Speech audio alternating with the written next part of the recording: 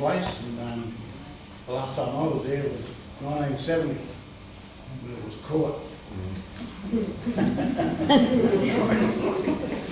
We had an interesting discussion on the bus about racism, about 12 lads, and it didn't go down too well for them. And 4 of us and 12 of them, and we got locked up. This was the place we had to come to. In that time, we didn't have a legal service, but my father arranged for a lawyer, and my grandfather, Pastor Doug Nichols, came to the court with us and gave us a reference. And I was doing matriculation. I was a prefect, sports, following all that sort of stuff, and still got locked up. And that was my first taste of a bit of racism in terms of institutional racism. And it ended up around the Bluestone College. And that was an experience in its own right as well. But I personally acknowledge the Wurrung language group, the nation, that covers Greater Melbourne. And there are 7 clans. The land that we're standing on right now is the Wurundjeri Willem clan. They have 3 ancestors with descendants, probably about 5,000 descendants.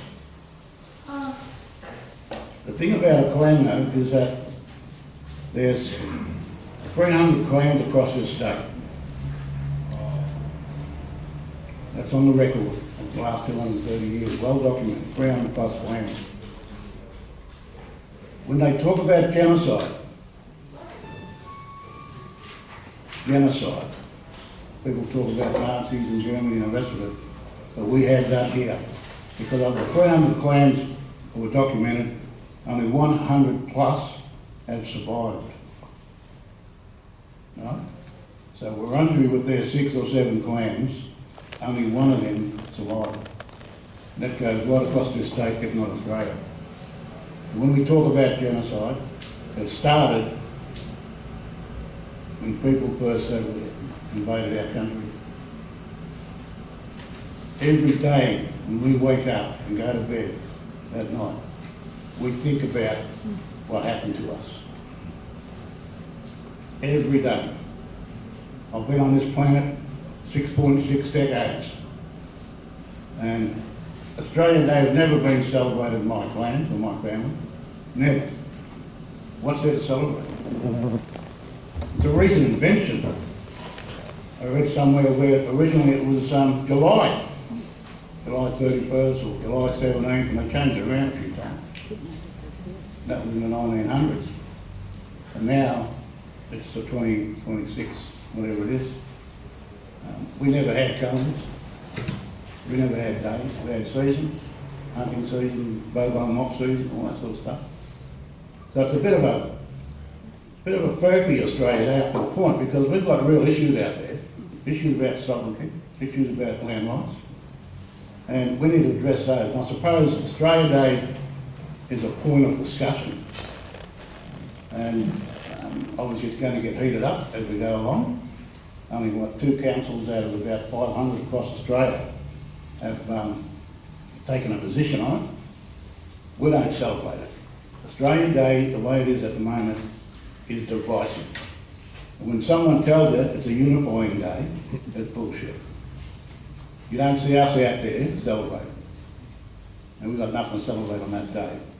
So I think we've got to have the debate, but we've also got to have the debate about sovereignty and treaty and land rights legislation and health and kids out of home care.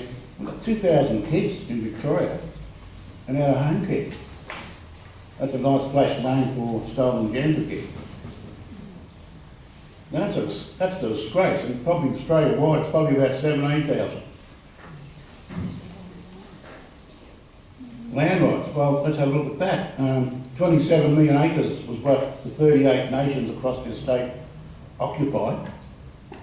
27 million acres. We had our own traditions and customs and authority and culture and arts and music and all that sort of stuff on that country. In Victoria, Aboriginal people own about 20,000 acres of that 27 million. Now think about that. The wealth of white people in this state has largely come from our dispossession and dispersal and deculturalisation. That's the fact. There's hardly one business in Traditional Owner Victoria that can stand alone in terms of its own revenue base coming in. Everybody's dependent on grants from the state or the Commonwealth. And that's a disgrace as well. So there's economic issues that come with our dispossession, besides the fact that we also lose our language, a lot of our cultural stuff's gone. You know, you go to Arnhem Land and you'll see people up there that don't look like us. I think about genocide in different ways. It's about loss of language. It's about who we are. I think there's only been about 7 languages that have been revived through research and dictionaries and stuff like that. Only 7 out of 38. So when we talk about genocide, it's not just about putting people in gas chambers and stuff like that. It's a trace of stuff. It's also about the way they've tried to assimilate us and still keep trying to do that. I think if we're going to have a unified date that we all can celebrate, it has to be a treaty date. It has to be a treaty date. And that's what we've got to struggle for, the treaty date. And hopefully down here it'll be in summer, not winter. So I think NAIDOC which changed too.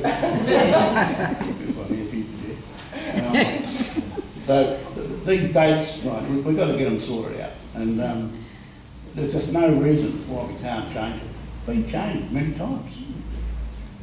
Absolutely.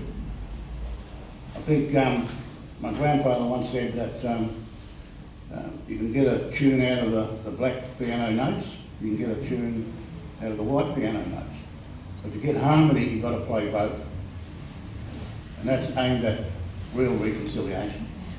And I think if we're going to reconciliate Australia, all of us together, then we need to change the date. And we need to pick a date that's appropriate. And in my mind, it's a treaty date. It has to be a treaty date. That's all I've got to say at this point.